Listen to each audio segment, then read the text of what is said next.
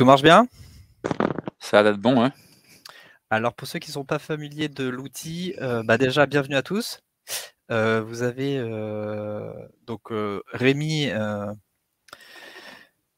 que vous connaissez peut-être, qui est l'un des fondateurs d'ILEC, et introduira un peu le sujet. Moi, Léo Lemordant, je suis un des fondateurs d'Enerfip.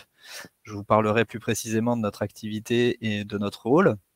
Et puis, je vous présenterai un petit peu un premier projet sur lequel vous pourrez, si vous le souhaitez, participer. Durant tout l'événement, vous avez l'occasion de poser des questions dans l'onglet qui s'appelle questions. Et alors, quand vous posez une question, votre nom de famille n'apparaît pas, hein, c'est simplement votre prénom qui apparaît. Donc, il n'y a pas d'enjeu de confidentialité. Je suis tout seul pour animer de mon côté, donc j'essaierai de prendre les questions au fur et à mesure s'il y en a, mais si j'ai pas l'occasion, parce que je suis trop absorbé par le déroulé, j'y reviendrai a posteriori. Hein, je suis désolé, on est obligé de fonctionner comme ça aujourd'hui. Je pense que ça marchera bien quand même. Et puis, sinon, je ne sais pas si tu veux attendre quelques minutes les retardataires, Rémi. Sinon, on commence par la petite intro qui mange pas beaucoup de pain, pour un peu temporiser un peu l'histoire du partenariat entre Enerfip et ILEC et de quoi il s'agit un peu dans les grandes lignes. Je vais partager la petite présentation qu'on vous a préparée. Voilà. Et puis sinon,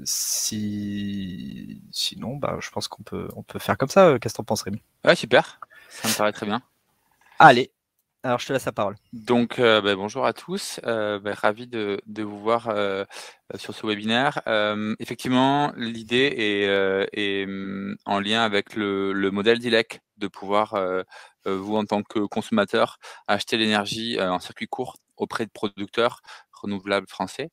On a souhaité aller plus loin dans cette démarche et aujourd'hui pouvoir proposer également aux clients d'ILEC de bénéficier d'un modèle qui nous paraît très séduisant, qui consiste à soutenir les producteurs d'énergie renouvelable dans des phases de développement en contrepartie d'une rémunération sous forme d'intérêt. Donc c'est un modèle qui est aujourd'hui qui existe depuis longtemps, mais qui est peu connu du grand public. Et donc aux côtés d'Enerfip, on a décidé de vouloir le valoriser. Donc on a déjà réalisé des premières opérations dans le passé, avant l'été. Du coup là, on réitère des opérations. Là en l'occurrence une opération à une dimension locale, puisqu'elle est réservée à des habitants d'un certain territoire, donc limité, qui fait tout l'intérêt d'y participer parce que tout le monde n'y a pas droit. Voilà, donc on est ravis de faire ça avec Léo et je vais laisser la parole pour la partie présentation. Et j'interviendrai également tout au long de l'heure qui va suivre. Rémi, si tu vois passer des questions qui sont particulièrement pertinentes et percutantes, n'hésite pas à me couper. Ok. Voilà.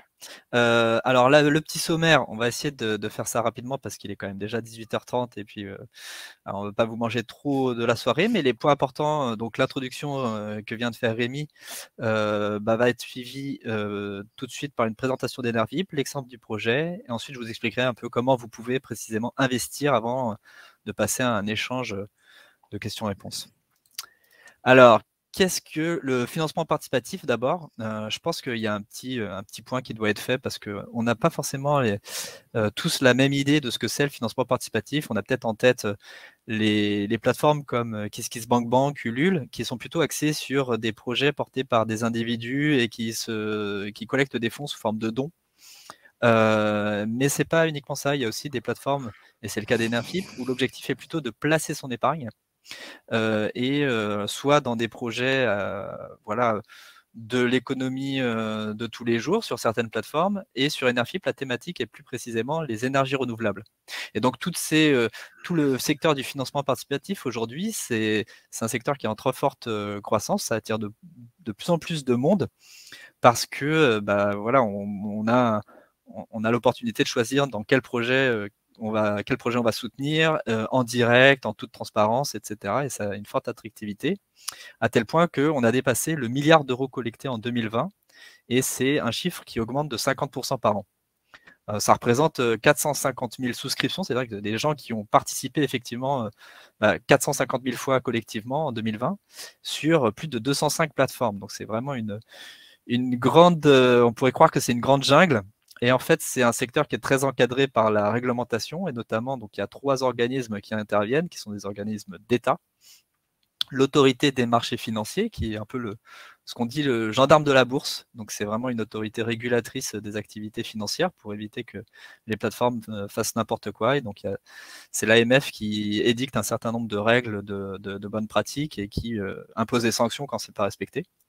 Il y a l'autorité de contrôle prudentiel et résolution qui, de son côté, est plutôt chargée de tout ce qui est. Donc, c'est un organisme qui dépend de la Banque de France et qui est plutôt du côté du respect de la réglementation sur le blanchiment d'argent, de tas de choses comme ça.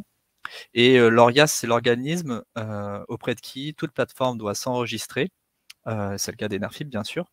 Et ça vous permet de vérifier si une plateforme respecte la loi ou pas. Plus spécifiquement, Enerfip, notre vision, ce qu'on cherche à promouvoir, et c'est là où vous allez retrouver un petit peu les valeurs d'ILEC, et ça fait tout le sens de notre partenariat, c'est permettre à tout à chacun, à n'importe quel citoyen, de pouvoir s'impliquer en pratique dans la transition énergétique, et à travers plutôt, non pas les électrons, mais plutôt le portefeuille. Et donc notre idée, c'est de promouvoir le circuit court de l'épargne, puisque vous allez pouvoir choisir des projets et d'investir en direct dans les projets alors à travers un intermédiaire qui est Enerfip qui sélectionne les dossiers, qui les qualifie et qui vérifie que les porteurs de projets sont de bonne qualité. Mais ensuite, une fois que vous aurez investi, vous serez en lien direct avec le porteur de projet et le projet en particulier. Notre idée aussi, c'est de soutenir évidemment les énergies vertes, la transition énergétique, et à travers là aussi un espèce de circuit court, puisque quand on investit dans un parc, on va lui permettre de se développer, et donc il y a un espèce de lien direct qui se crée. Et enfin, on s'assigne une dimension de pédagogie et d'information du grand public sur ces sujets-là, et notamment dans les territoires où se trouvent les projets. Et c'est dans ce cadre-là aussi qu'on propose pas mal de collectes où l'investissement est réservé, en tout cas dans une première partie, aux gens qui habitent à côté. Si on se replace après dans le cadre plus général du changement climatique et des besoins de réduction de nos émissions de CO2, en fait, on se rend compte que l'épargne, c'est une source d'émissions de CO2 qui est très importante. Alors, c'est des émissions de CO2 indirectes, hein, mais ça représente pour 10 000 € d'épargne placée sur des produits un peu classiques, ça représente 4,4 tonnes de CO2 par an. Donc ça, c'est par rapport à ma banque à moi. C'est Oxfam qui a fait ce calcul en partenariat avec le cabinet Carbone 4.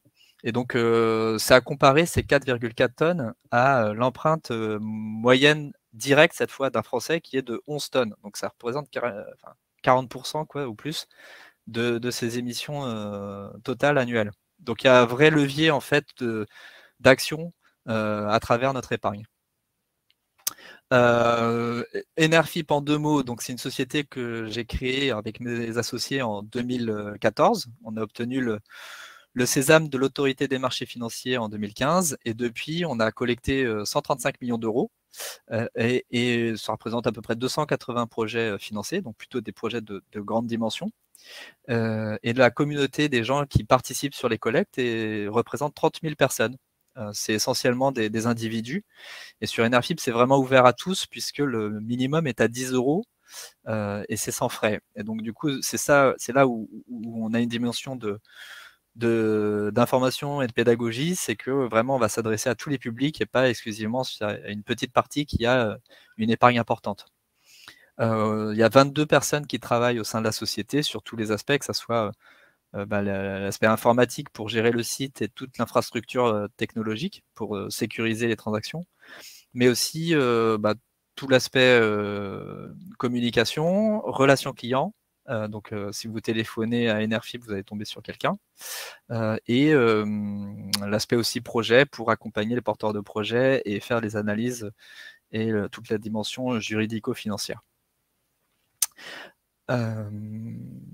Voilà, et donc on axe nos activités sur les énergies renouvelables, donc que ce soit le solaire, l'éolien, ça peut être aussi l'éolien en mer, mais aussi des projets de méthanisation, ça peut être aussi des projets non pas de production d'énergie, mais d'évitement de consommation, donc d'efficacité énergétique par exemple, ou encore la mobilité, voilà, tous les sujets qui concernent la transition énergétique au sens large.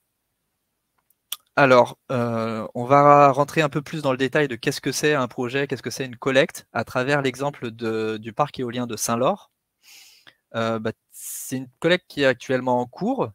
Alors aujourd'hui, c'est une collecte qui est déjà lancée, mais sur une petite zone géographique, et qui va s'ouvrir plus largement très bientôt, après-demain, jeudi, et où, donc notamment au département de la Vendée et du 79, les Deux-Sèvres.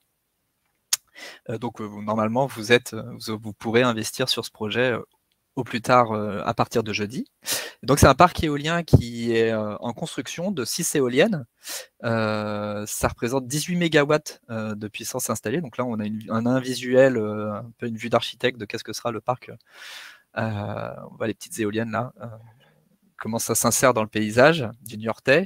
Léo, juste, je me permets Ouais, de rebondir sur le. Tu as évoqué les départements qui sont concernés pour ouais, la collecte de jeudi.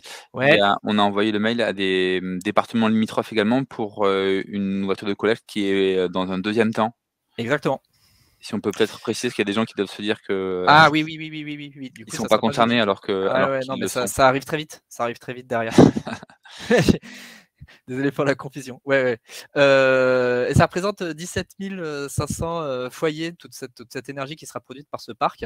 Donc la consommation électrique qui couvre largement en fait toutes les communes qui bordent ce parc éolien. Et donc concrètement, voilà, donc l'implantation du projet, c'est on voit Niort là, et le parc qui se situe entre les deux communes de Beugnon et de Saint-Laure, à côté, enfin entre Fontenay-le-Comte, Niort et Parthenay. Voilà, et donc concrètement, là, le projet, lui, ça fait depuis 8 ans qu'il est en gestation. Ils ont fait toutes les études qu'il faut, ils ont obtenu toutes les approbations des conseils municipaux, le droit de construire, ils ont tenu toutes les réunions d'information relatives à la concertation publique. Et l'autorisation préfectorale a été donnée en 2019 pour une construction qui est en cours en fait en ce moment. Et donc le souhait du développeur de projet, qui est WPD France, c'est d'associer en fait les riverains et de redistribuer une partie de la valeur ajoutée en fait qui est produite par ce parc aux gens qui sont le plus proche du projet, pour que ils aient l'opportunité d'en bénéficier directement, quoi. C'était aussi une demande qui avait été faite durant la concertation publique par les gens les plus impactés par le projet, notamment durant la construction, hein, il y a quand même des nuisances. Ils avaient demandé à ce qu'un financement participatif soit mis en place, et c'est ce qu'a fait WPD France, et donc on en est là. Donc qui c'est WPD France? C'est un des gros acteurs de l'éolien en France, mais qui est une filiale en fait d'un groupe plus européen. Je crois que la maison mère est allemande, et ils ont des activités dans pas mal de pays en Europe.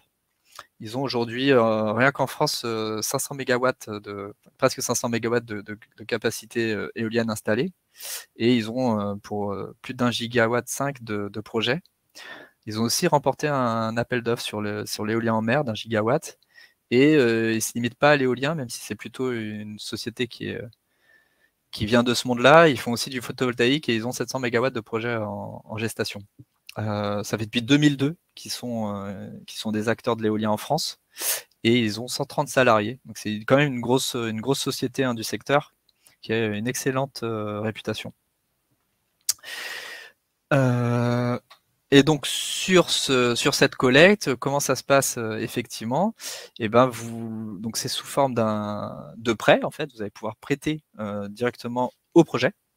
Et c'est la production éolienne qui permettra de rembourser à terme votre prêt en vous rémunérant tout au long de la vie de ce projet sur donc 5 ans à 6% brut.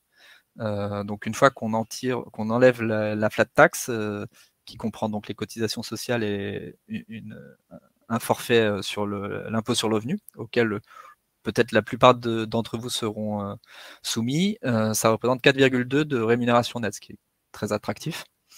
Donc ça, si on investit par exemple 1000 euros, vous allez toucher 60 euros pendant 4 ans et la dernière année, vous serez remboursé de votre investissement, donc 2000 euros, à laquelle s'ajoutent les intérêts de l'année, à savoir 60 euros une fois de plus. Donc ça représente 300 euros au total d'intérêt sur la période d'investissement.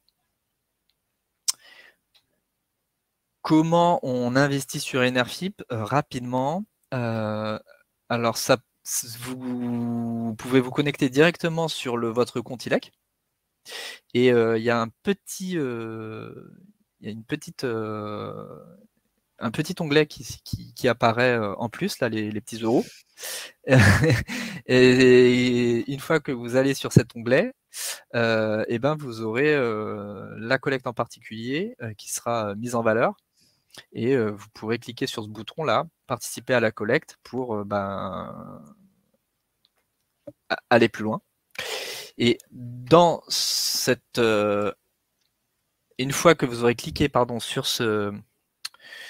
sur cet onglet, enfin sur ce bouton, vous sortez en fait de l'espace ILEC et vous atterrirez sur l'espace qui est encadré par Enerfip. C'est Enerfip qui a la responsabilité de lever les fonds et qui pratique ce qu'on appelle l'appel public à l'épargne, ce qui est une activité très encadrée évidemment, comme j'ai précisé auparavant, par les autorités publiques. Et donc c'est vraiment Enerfip qui a la responsabilité de faire ça, et c'est pas ILEC. Donc vous resterez quand même dans l'environnement graphique d'ILEC, vous allez voir, c'est assez fluide, mais ça sera bien chez Enerfip que vous serez à ce moment-là. Et donc, à ce moment-là, on va vous faire procéder à tout un tas d'étapes d'inscription, vous faire lire, en tout cas vous informer de la documentation juridique qui permet de bien comprendre dans quoi on investit et de s'informer en fait sur qui est le porteur de projet, à quoi sert votre argent, etc. Ensuite, vous pourrez réaliser la souscription en elle-même à partir de 10 euros. Payé ensuite par virement ou par carte bleue. Et tout au long de la vie du projet, vous récupérez, comme je l'ai dit, les différents flux d'argent sur votre compte Enerfip, pas sur votre compte ILEC. Et vous aurez l'opportunité de retirer cet argent gratuitement par simple virement, ou alors de le réinvestir si vous le souhaitez sur d'autres projets. Tout ce qui est fiscalité, on va vous accompagner pour tout ce qui est déclaration fiscale. Alors, il y a des projets dans lesquels il est possible de défiscaliser. Là, sur ce projet-là, c'est pas le cas, mais voilà. Bon, en tout cas, c'est quelque chose qui peut arriver si vous reproduisez le schéma plusieurs fois. Voilà, on est aussi en mesure de vous accompagner selon votre situation pour vous conseiller au mieux. J'en profite du coup pour répondre à la question de Stéphane. Effectivement, il faut bien ouvrir un compte Enerfip puisque le contrat est entre finalement entre Enerfip, la personne qui investit et le producteur. Ouais, j'y viens juste après. En fait, on va être obligé d'être assez intrusif et vous poser tout un tas de questions, notamment parce qu'on a une obligation de conseil pour éviter que vous vous engagiez trop significativement sur un projet qui ne serait pas adapté à votre situation. par exemple s'il y a trop de risques ou si si vous y connaissez rien en finance et que le produit est trop compliqué, ce genre de choses. Donc on est obligé de vous poser un certain nombre de questions pour être en mesure de vous fournir ce conseil. Et il y a deuxième point qui est important, on est obligé de vous poser ces questions pour vous connaître et éviter que des gens utilisent Enerfip pour blanchir de l'argent ou financer le terrorisme, ce genre de choses. Et donc, comment on ouvre un compte sur Enerfip? Donc, quand vous allez passer de 7 pages en cliquant sur le bouton, vous allez arriver à 7 pages, où là, vous êtes chez Enerfip, hein, vous voyez, là, il y a le petit logo. On retrouve un peu les couleurs d'ILEC, et c'est bien ce bouton-là, prêter, qu'il faudra faire, et pour ouvrir un compte, c'est ici.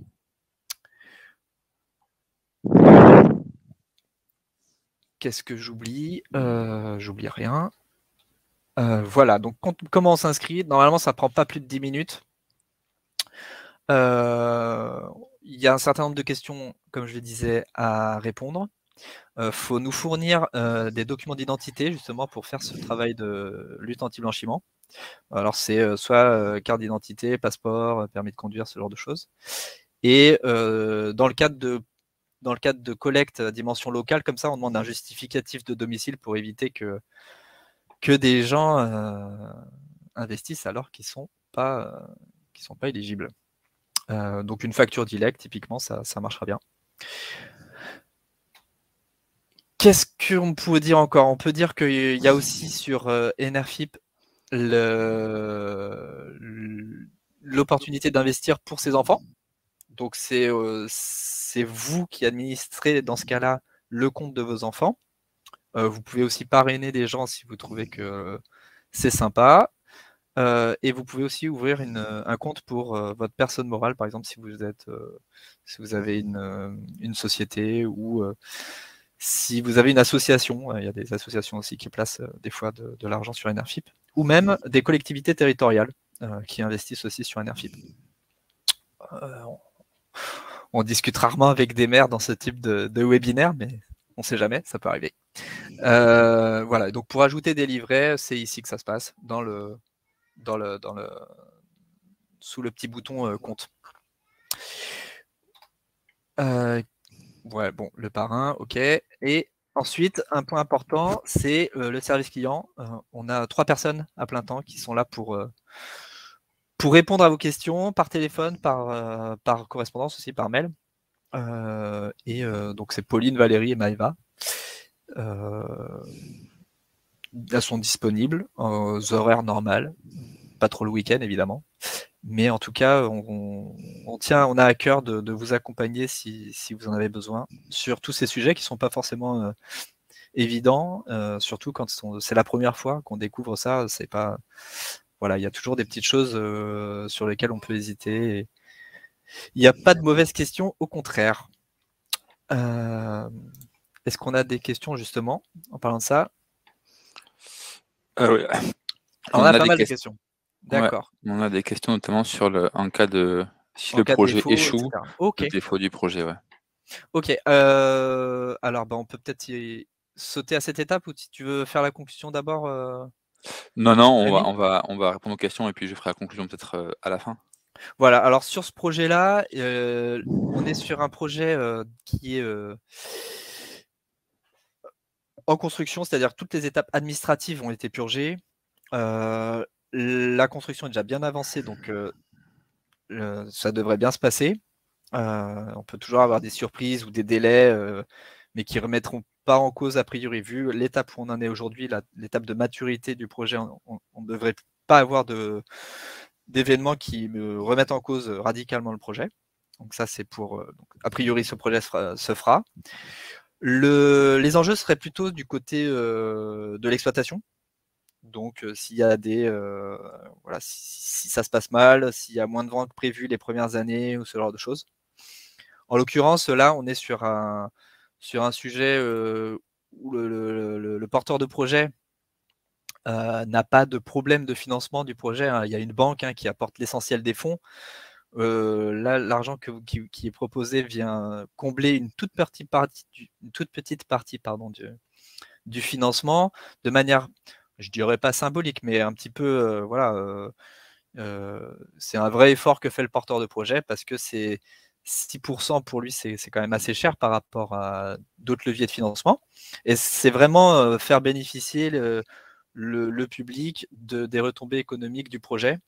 Comme je l'ai dit, vous êtes arrivé visiblement un petit peu, comme vous le dites, un peu après le début de la réunion. Donc, c'est durant notamment dans la phase de concertation publique que cette demande de financement participatif a été remontée dans les réunions publiques. Donc voilà, le porteur de projet s'était engagé à le faire.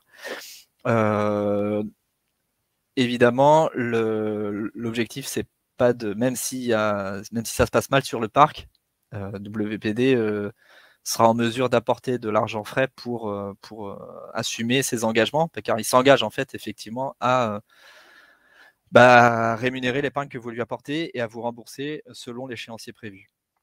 Il y a Stanislas du coup qui évoque le fait des recours, qu'il y a 3/4 des projets éoliens qui font l'objet de recours. Est-ce qu'on peut préciser en fait dans quel cas est ce projet? Alors là, c'est purgé de tout recours. Donc il y a plus de recours en cours. Je suis pas sûr qu'il ait même eu des recours celui-là, j'ai un doute. Il me semble qu'ils ont eu très très peu de recours, ça a été assez bien accepté localement. D'accord. En fait, je crois que c'est un projet qui a été quand même issu du territoire. C'est la communauté de communes en fait qui avait identifié le potentiel éolien de son territoire et qui a sélectionné ce partenaire en raison de sa qualité et de son approche territoriale pour mener à bien le projet. Donc c'est quand même quelque chose qui est venu, j'allais dire, de la base, et l'opérateur est là en tant qu'industriel pour mener à bien le projet. C'est pas un projet qui a été imposé par un développeur privé de manière complètement hors sol, quoi. Donc c'est pour ça que c'est assez bien accepté comme projet. Moi, je me suis rendu il y a 10 jours sur site pour animer une réunion publique. Et le maire était très enthousiaste, par exemple, sur ce projet-là, quoi. Donc c'était une commune un peu à l'écart, mais en tout cas, bon, après sur l'éolien, c'est vrai que ça arrive que des projets soient mal intégrés. C'est surtout en fait les énormes projets. Enfin, il y a pas de, on peut pas faire de généralité, mais ce que j'ai observé, c'est que c'était souvent des grands projets de plusieurs dizaines de machines. Les petits projets de 6 machines, comme c'est le cas ici, sont souvent mieux acceptés parce que l'impact est quand même beaucoup plus faible, quoi. Il y a une question d'Isabelle sur les 1. Est-ce qu'il y a des frais d'entrée et peut-on maintenir le financement au-delà des 5 ans? Non et non. Pas de frais. Il n'y a pas de frais d'entrée, il n'y a pas de frais de sortie, il n'y a pas de frais de gestion. C'est le porteur de projet qui nous rémunère, nous, Enerfip, pour la prestation qu'on réalise. Pour les investisseurs, il n'y a jamais de frais, que ce soit à l'investissement, tout au long de la collecte et à la sortie. Et le deuxième nom, c'était quoi? Attends, j'ai raté. Est-ce qu'on peut maintenir le financement Ah oui, au-delà des 5 ans? non, parce que il y a un échéancier. Et donc, c'est un contrat sur lequel s'engage le porteur de projet et ça déviera pas. Voilà, on sait à l'avance à quelle date vous percevrez les sous, que ce soit les intérêts ou le remboursement du capital, et ça déviera pas de ce plan-là. Ce qui veut dire que pendant 5 ans, c'est aussi bloqué pour l'épargnant qui ne peut pas récupérer l'argent. C'était assez logique, mais alors, faut partir du principe que oui, mais pardon, je m'embrouille. Hop. Mais en fait, si vous trouvez des gens pour vous acheter, pour reprendre les titres auxquels vous avez souscrit, pour reprendre le prêt, eh bien, c'est possible. C'est-à-dire que c'est pas formellement interdit rigoureusement, c'est simplement compliqué de trouver quelqu'un pour vous racheter. Donc c'est des obligations, ce prêt, ça s'appelle des obligations en termes un peu financiers. Et donc du coup, si vous trouvez quelqu'un pour vous racheter vos obligations, pas de souci, ça peut se faire. Alors d'ailleurs, à ce niveau-là, encore une fois, il faut partir du principe que c'est compliqué de le faire. Pour pas non plus s'engager sur des dizaines de milliers d'euros, alors que en fait, s'il y a la chaudière qui lâche, il faudra quand même utiliser cette épargne. Donc voilà, C'est plutôt de l'épargne de long terme dont on n'a pas forcément besoin tout de suite. En tout cas, on n'a pas de plan très arrêté dans les 5 ans qui viennent pour l'utiliser.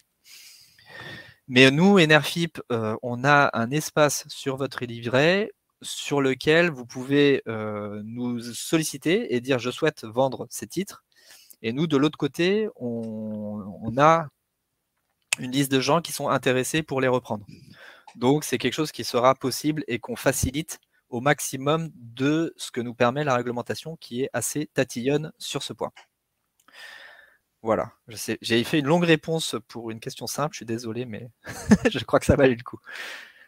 Alors, il y a Jean-Loup qui est arrivé un peu tard, mais la durée d'investissement, Ouais, du coup, est de 5 ans. J'en profite juste pour exactement. faire une réponse. Et les dates de versement, du coup, donc c'est chaque année. À Chaque quelle date, année, du coup, à date d'anniversaire, c'est je ça? vais reprendre exactement, c'est à la date anniversaire. Alors, on a prévu 21 octobre. Donc, on a prévu de clore la collecte le 21 octobre. Et voilà. Donc, 21 octobre 2022, 2023, 2024, 2025 et 2026. Ok.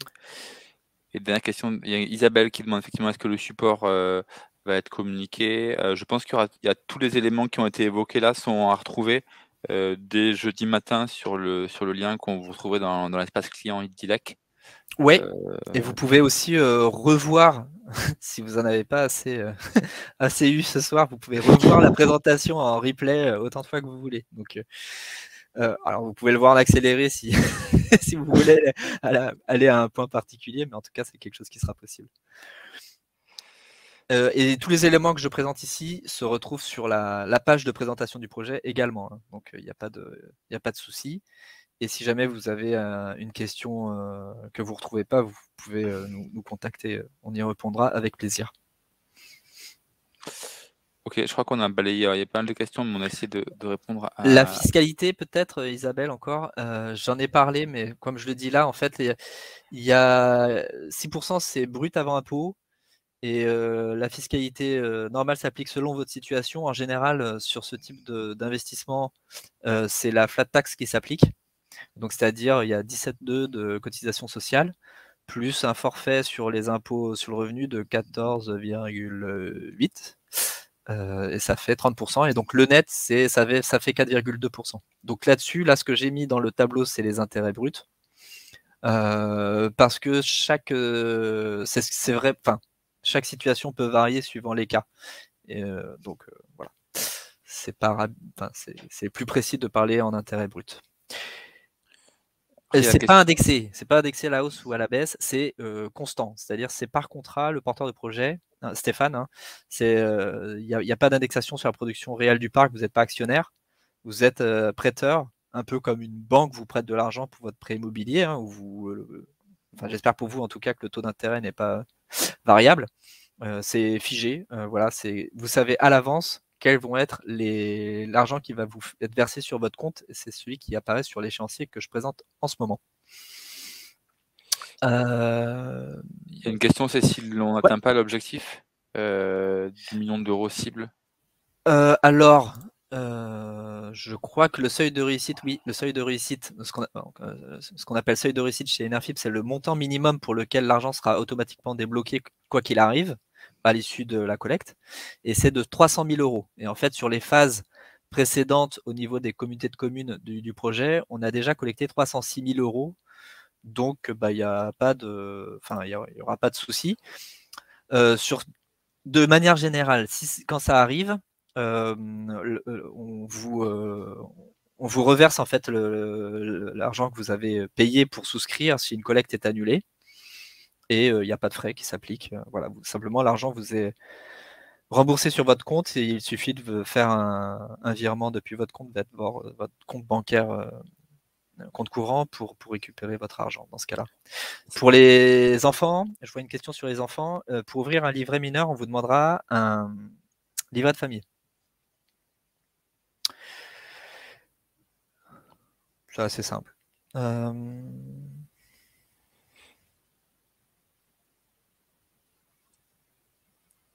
Il y a une question sur la fiscalité. Si on réinvestit, est-ce qu'on est aussi concerné par la fiscalité? Donc, la réponse, je pense que oui. Oui, oui. Sauf si vous gagnez vraiment pas d'argent, à ce moment-là, vous n'avez pas d'impôt sur le revenu en principe. Bon, c'est rare qu'on épargne sur un parc éolien si on est dans ce cas-là, mais ça peut arriver puisque le ticket d'entrée à 10 €, ça permet justement de s'ouvrir à toutes les bourses. Donc pourquoi pas, mais oui, en général, la fiscalité sur le revenu et c'est des revenus financiers hein, qui sont soumis à l'impôt tout simplement. Voilà. On a fait le tour des questions? Je crois qu'on a fait le tour, ouais. En tout cas, majoritairement les questions qui n'avaient pas été répondues lors de la présentation. Ah oui, si réinvestir, oui, je comprends la question. Oui, parce que ça fait écho à, par exemple, des placements dans le livret A ou des PEA-PME où ça peut être défiscalisé et on peut faire des... Mais non, c'est pas le cas sur Enerfip. En fait, à chaque fois que vous allez placer de l'argent, ça fait être un investissement à part entière, bien distinct de l'autre et à chaque fois soumis à la fiscalité de manière systématique de la même façon. Oui, on a fait référence à PEA, à l'investissement PEA et aussi PEA-PME. Là, on ne le propose pas sur cette collecte, mais c'est quelque chose qui est possible sur certains projets, effectivement. Alors, il faut se méfier hein, parce qu'il y a beaucoup de frais qui s'appliquent selon la banque chez qui vous êtes. Donc, ce n'est pas forcément systématiquement intéressant, même s'il y a une défiscalisation, notamment pour les petits montants en dessous de 5-10 000 €. Souvent, ça ne vaut pas le coup de prendre la peine d'investir via ces livrets-là. Donc, c'est des livrets de plan épargne en action, PEA, et plan épargne en action, PME, pour les PEA, PME, qui permettent d'investir dans des sociétés comme ça, côté ou non côté, selon les cas, et d'avoir une défiscalisation. Et oui, on vous aide pour la déclaration d'impôt, effectivement. On vous dit quoi faire, quoi mettre dans quelle case. Donc tout ça, c'est très simple. On vous fait un récap au moment où, en avril, enfin mars-avril, là par là, quand c'est un peu la période. Et on vous accompagne. Et si jamais vous n'y arrivez pas, vous nous passez un coup de fil et on vous accompagnera en live. Mais en principe, les éléments qu'on vous fournit suffisent à déclarer correctement les impôts. Alors, Je crois qu'on a fait le tour. Questions, je crois. Ok. Il y a pas mal de questions au final. Du coup, pour conclure, nous, le petit mot de la fin, peut-être, Ouais. côté Dilek, c'est qu'on est en confiance dans le format qu'on propose aujourd'hui. L'opération précédente s'est très bien passée, et puis Enerfip est acteur sur le marché depuis longtemps. WPD, nous, on connaît le producteur par ailleurs, avec qui on est dans des contrats futurs d'achat d'énergie. Donc, on est dans un environnement qui est connu, sur lequel on n'aurait pas orienté ce projet et invité les clients à le faire si on n'avait pas toute confiance. Donc voilà, maintenant, libre à vous de faire le choix ou pas d'y aller. En tout cas, on a été ravis avec Léo de vous présenter le projet. Et puis, voilà, je vous souhaite une bonne fin de soirée à tous et voilà, et à bientôt. À très bientôt. J'espère que tout ça a été clair. Si ça l'était pas, encore une fois, n'hésitez pas à nous contacter et nous poser des questions additionnelles ou pour obtenir des précisions. À mon tour, je vous souhaite une bonne soirée et je suis très content de renouveler ce partenariat avec ILEC et j'ai hâte que vous vous inscriviez et que vous participiez. Au revoir. Au revoir.